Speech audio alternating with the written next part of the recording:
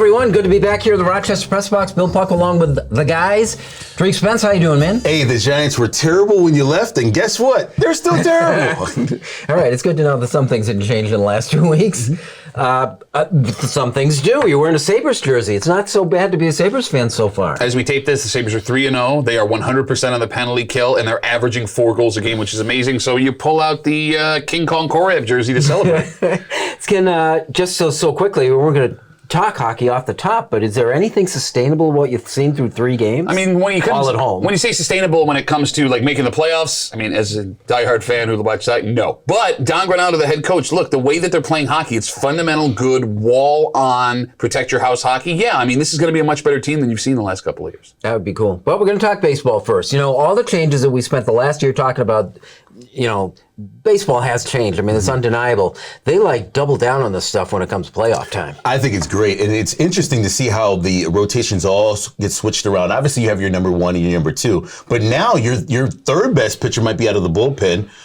Your 4th best pitcher might be out of the bullpen, and your 5th best pitcher might be out of the bullpen. And at any given time, it could all be rearranged, especially with short series. We have 5-game series and, of course, 7-game series and then the World Series. But it's just fun for me to watch and see how this sort of plays out, because it's kind of like, you know, when they have a hot bat, you want that bat in the 3-hole or the 4-hole. If you got a hot arm, you might see it again 2 to 3 times before the series is done. Yeah, and, you know, it's all math-driven.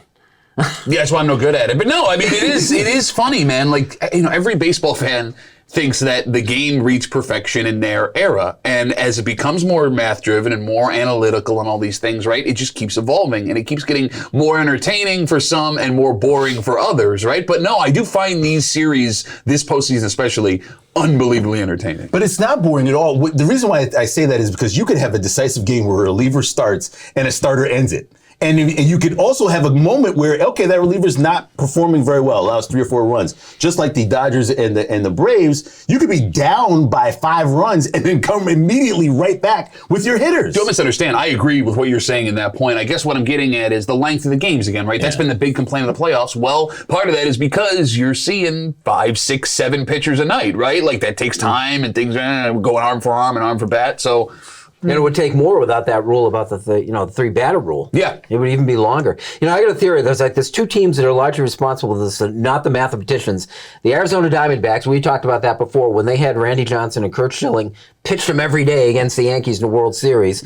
And then the other was the Kansas City Royals, which demonstrated that relief pitching is a lot cheaper than starting pitching, and these small market teams can compete if you change the landscape a little bit. Yeah, I mean, look, it's all about survival, right? And I think a good point to that is these small market teams actually wanting to survive, because how many years did we see your Cincinnati's and your Pittsburghs just like, I don't care, we're going to make our money at the gate, we don't have to make playoff pushes for anything. No, it's great for the entertainment of baseball. It's great for leveling the playing field. And it's also great for these guys that are now getting looks at the majors that never would have gotten them in traditional playoff baseball senses, right? Like, it's fantastic. I also find it interesting, you might have to hide your ace. I think the Dodgers did this with Clayton Kershaw for a couple of years where he wasn't really performing well as a number 1. Same thing with Garrett Cole this year with the Yankees, where they put him in that number 1 spot. He just wasn't good against the Red Sox. Changes the entire fortune of the Yankees going forward, whether or not they should bring Boone back. I know we'll get into that. But your number 1 might not be your number 1 at that moment. So now you've got to strategize and get around it.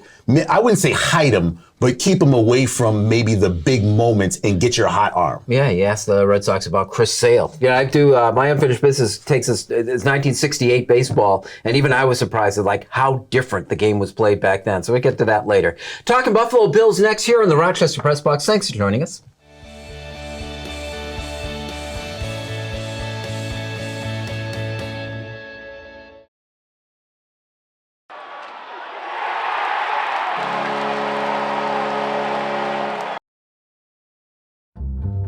Original Bay Goodman Pizza, located on the corner of North Winton at Browncroft.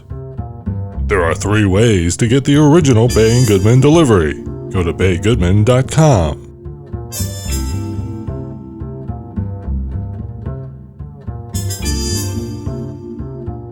Thanks for joining us and welcome back here to the Rochester Press Box, our Buffalo Bills segment brought to you by Ralph Honda.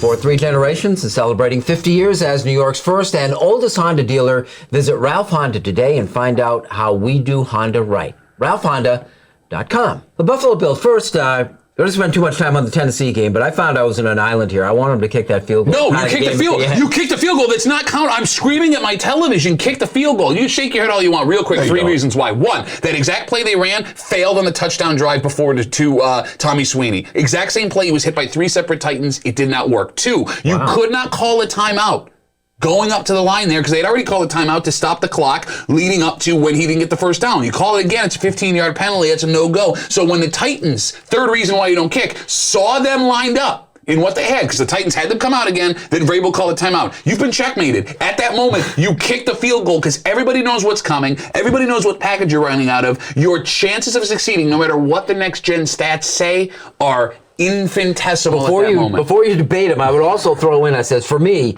generally, if you're the better team, take the extra 10 minutes. Thank you. If Tennessee is in the same position as Buffalo, I say go for it. But it was Buffalo, kick it and take the extra 10 minutes to beat him. The floor is yours. First of all, you couldn't stop Henry even if you wanted to. Second of all, you know full well 9 times out of 10, if he doesn't slip, he gets that first down. He's good. Listen, you know full well the Buffalo Bills had that game, should have won that game, and it wasn't going to be in overtime. It was going to be in regulation. You're on the road. You got a bye week. You steal that win and you get out of Dodge. That's what you do. How'd it go? It didn't work. Ah! Because he slipped. Not some other next-gen stat that you're giving me. Go back and watch the replay. Even if he doesn't slip, Deion Dawkins, I love him to death. He got blown up on that play. And again, the same exact play. The last touchdown drive did not work, but everyone forgot about it because it was on first down. You scored on the drive. Well, wait a minute. We love it when Josh Allen runs, right? We love every single moment. As a matter of fact, we love it more than we love our running back. Sure. In a moment where he could have actually gotten that first down, he didn't get the first down, even though he leaps over players. How is that possible? I love watching Josh Allen run so much. I want to see you run it overtime after you kick that field goal. You're not going to get the ball back. If Henry gets that ball, he scores 3 touchdowns, basically. They're going to run out the clock, get a field goal, game is over. I know you want to move on. Here is my point. You want to keep bringing up Henry. I'm enjoying this. Yes. Henry ran for 176 yards. Yes. Yeah. Excuse me, 140. Whatever. The point I'm making 3 is touchdowns. You take away that run in the first half, he ran 19 times for 67 yards, 3.5 yards a carry. It wasn't that he was unstoppable. By the way, Bill's offense also unstoppable in the fourth quarter. That's why they were on the 1-inch line and had scored 2 drives before. It's a 50-50 shot. You were due a stop. You kick the field goal. No. You don't like to lose that game, but does this impact them going forward? And we got a bye week this week and no game to prepare for it, so you got a kind of chance to pull it up and look at what you got. Well, I think Duffy is not concerned. I think he should be concerned just because of the chippiness of the teams that they've lost to. So, number 1, Tennessee, not great, but physical, played well. Defense has been amazing this entire season. They had a bad day. The other game was the Pittsburgh Steelers game. Josh Allen had a terrible day. Those things are going to happen. So you're going to get those moments where I think they are one of the best teams in the NFL, top 5 still, even though they're not rated in some players just because they lost 2 games. I just truly believe, though, when they go against a real chippy, tough team, it's going to get interesting, and it'll come down to a play like that on Monday night. All right, but here's the good thing. Chippy, tough teams don't go far in the playoffs in the NFL. You can play that way in the regular season. Great. Do what you want. The teams that excel are the teams like the Bills and the Chiefs traditionally, and the Ravens that have high-flying offenses. Granted, the Ravens' defense is good. Look, I don't read anything into that game against Tennessee Sunday night other than the Bills are a bad matchup against the Titans, and you were still an inch away from winning that game. And let's keep in mind, too, not to make excuses, because I'm going to be the only one that makes them, because McDermott won't do it, and Josh Allen won't do it. You're asking a lot of any football team to go on the road back-to-back weeks in prime time and beat 2 of the premier teams in the league. You can look at the record of the Tennessee Titans. It don't matter. They were without their 2 massive wide receiver stars for the losses that they had. I'm not worried in any way. In fact, we are in better shape this season at 4-2 than they were last season at 4-2. You're a game out behind the Ravens for the number 1 seed in the AFC East, and you got that win over the Chiefs. We're golden. And Tennessee did pay a hefty price, a lot of injuries at the end of that game, so I don't know how they're going to operate the rest of the year. It's amazing. Last year, thinking through 4-2. I mean, they lost only 1 game the whole rest of the regular season. Pretty amazing. Boom. Our Buffalo Bills segment brought to you by RalphHonda.com. Like it or not, it's next. Should still be worried.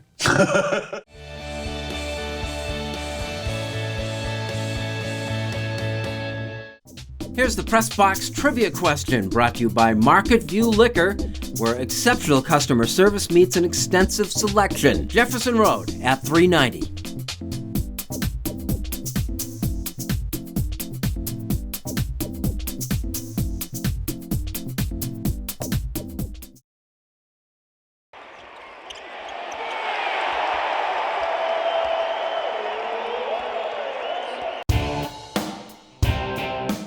All of these things show Josh Allen has a strive for greatness inside of him.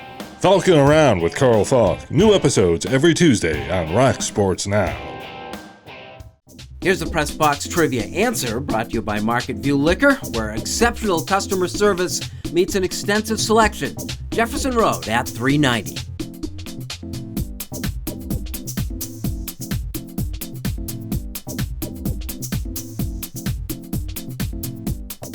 Are you facing criminal charges from a DWI and feel that you never imagined it could happen to you? Contact attorneys with years of experience as prosecutors and defenders. Contact Ganguly Brothers Law today for a free consultation. You can put your trust in us.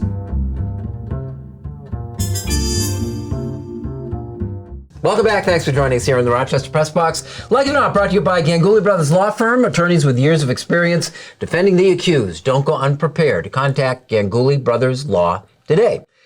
Like it or not, and because I know we're going to get to the invitation first, the Aaron Boone rehiring by the New York Yankees. I like it. I have no problem with Aaron Boone coming back. Aaron Boone really wasn't the problem for the Yankees. The problem for the Yankees were their best pitcher didn't perform well, their best hitters didn't perform well, and they were injured. And even though I saw that lineup against the Boston Red Sox, and I told you this, Bill, I was looking at that lineup saying, I don't know, Rizzo, Gallo, all these guys, Stanton, Judge, boy, they have a crew. They have a team.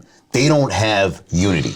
And that's the biggest problem for the Yankees. They're living in an age where baseball's a little bit different. They don't have team camaraderie. When they had it, they were great. When they didn't, it was terrible. But I don't think it's Boone's fault. I think you keep Boone around and see if you can get it done next year. You just made the argument as to why it was Boone's fault. Right? Like, so you have fantastic talent that isn't performing well when they need to. And you say that the team is not locked together. There's no team camaraderie. Look, Boone is not a guy that knows what he's doing. We've talked about this before, right? He's just a guy, I'm shaking out, I'm doing a great baseball thing. There you go. He only exists to yell, my guys are savages in the box, keep the team together, and get the best out of his players when it matters. And he couldn't do any of those things. So wait a minute. With all the statistics that he has and all the information that he has, you mean together he doesn't? Let's just say he doesn't put the lineup together and the computer does it. Okay. All right, that's fine. So who are you going to bring in that is going to say, I'm going to make the lineup now, when basically the precedence for that manager is to sit there and basically say, yep, that's the best lineup, let's go with that. I look at it this way, because I don't think it's the lineup issue, because you said it yourself. You're not getting the best performance out of your stars when you need them, and the team is not together. I find me a guy that has a connection to the locker room, that knows how to get the best out of his guys, and Boone has proven, with the talent on that roster, season after season,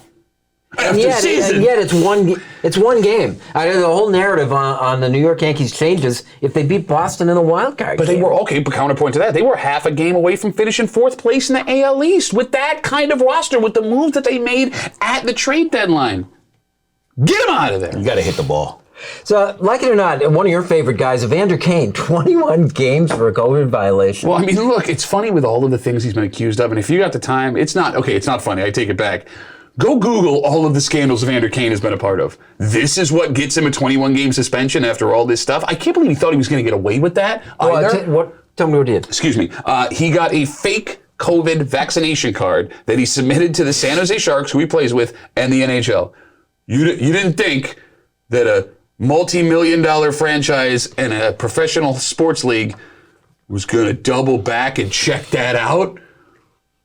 I can't believe they didn't suspend him for the season. In all sincerity, forget how you feel about the vaccination, right? Like, what are you doing? Why are you doing this? You were going to get the NHL in immigration trouble for passing over the border without having that card the right way. Am I wrong? No, you're not wrong. But there are a lot of people that have allegedly done that and gotten away with it. He just thought he would be the one to be able to do it as well. Plus, there is a lot with sports athletes in general, not just with him, that athletes believe that their play or who they are going to be able to circumvent some of the rules that exist. No, but because who he is makes me think you're not getting away with anything anymore because of all of the things you've been involved in. This is a guy who has made $50-something million in his career, if I'm remembering this correctly, and declared bankruptcy, citing losses of $26-some-odd million. A guy whose wife was being vacated, kicked out of her home with their child, while he, according to her, was in Europe partying. Not talking to their... And I could go on and on. I mean, Well, the best part of all this, too, is he's not wearing a Sabres uniform anymore. Well, I mean, that's the other weird part, right? Like, when the Sabres got a first-round pick in a trade to San Jose with him, and there were Sabres fans that were upset they traded that kind of talent away. The guy can play, but if you had your eyes on Evander Kane from the moment he left Atlanta, moving to Winnipeg, here to Buffalo, the guy's been nothing but problems. It's weird. We have all this social media and information. We really don't know anybody. Like it or not, brought to you by Ganguly Brothers Law. Unfinished Business is next.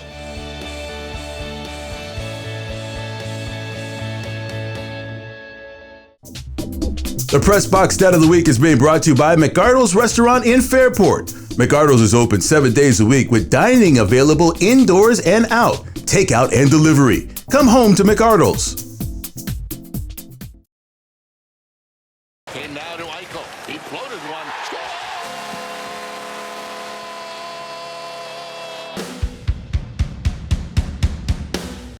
Welcome back. Thanks for joining us here on the Rochester Press Box Unfinished Business, brought to you by Greg the Roofer. Better roof, better price, better call Greg the Roofer. Save time and money on your roof, siding, and windows. Call today for a free estimate. Financing is available. GregTheRoofer.com. Unfinished Business. Pat, start us off. When you play professional sports, you do it to win a championship ring. Shout out to Stevie Gianti. He's a scout for the Tampa Bay Lightning. Used to play in the league for a couple of years. Got a championship ring the last 2 years for winning the Stanley Cup. And I was fortunate enough a couple weeks ago to be in the presence of this ring. And it's the size of half of my face. And I thought it was the most impressive thing I had ever seen in my life. That is until earlier this week, when I got on Twitter, the night that the Bucks opened up the NBA season against the Nets, and I saw what the Milwaukee Bucks championship ring looks like. First of all, it's huge. On Giannis's hand, it looks like it covers half his hand, and that man has the biggest hands on the planet. But what makes it super unique and unbelievably cool, it's also a necklace. The top twists off sideways. The pendant comes off. It's about that big. And a thing hooks up so you can wear the top of an NBA championship ring around your neck. Not only is it ballin', and which makes it cool, but as Bill can attest, it's a throwback to teams that also used to offer female employees and teams pendants to wear around their neck when they won championship games. Look, man, I'm not a very flashy human being unless it comes to jerseys. You don't want to know what I would do to get my hands on one of those Bucks rings.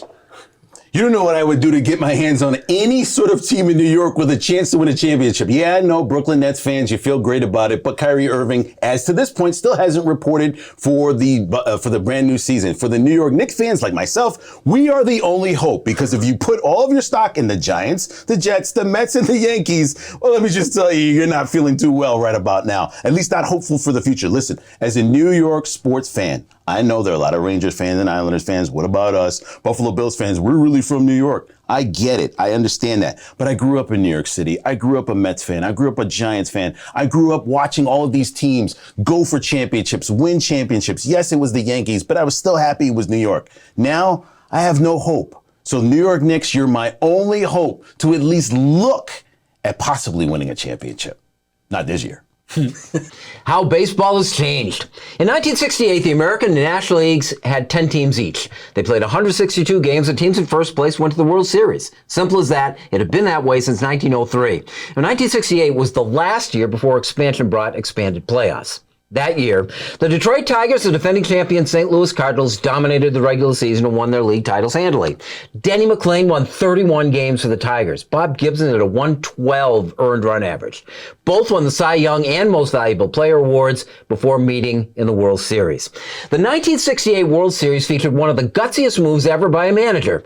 Ray Oyler was Detroit's shortstop that year. He hit 135 in 111 games. So Mayo Smith played his center fielder Mickey Stanley at shortstop. He had all of 9 games experience in that position, but he started all 7 of the World Series at short. McLain was beaten by Gibson head-to-head twice, and the Tigers fell behind 3-1 with the final 2 games in St. Louis. It was over. Except it wasn't. McLain pitched on 2 days rest and won Game 6. Mickey Lolich pitched on 2 days rest and beat Gibson head-to-head in Game 7. It was scoreless into the 7th inning when Detroit scored 3 times, due ironically to a misplay by Cardinal Gold Glove center fielder Curt Flood, who misplayed a fly ball into a 2-run triple. Tigers won that game 4-1 and the series 4-3. Stanley did fine at shortstop. Manager Mayo Smith's gamble paid off, and Lolich, the undeniable hero, pitched 3 complete game wins. 1968, year of the pitcher, the year They're the Tigers and the last great old school World Series. Unfinished Business brought to you by Greg the Roofer. Here's a question, though. It's a great story about a championship. Did they get a necklace? 1968, I think the rings were like high school graduation rings. It is a secret. I would have guessed a pop ring. You ever have those things? The pop rings? yeah. Those are awesome. Yeah, ring pop. No. Guys, nice job. Good to see you again, Tariq. Always good to see you, Bill. And Pat. I'm going to do this because Tariq did it. All right. Thanks for joining us. We'll see you next week in the Rochester Press Box. So childish.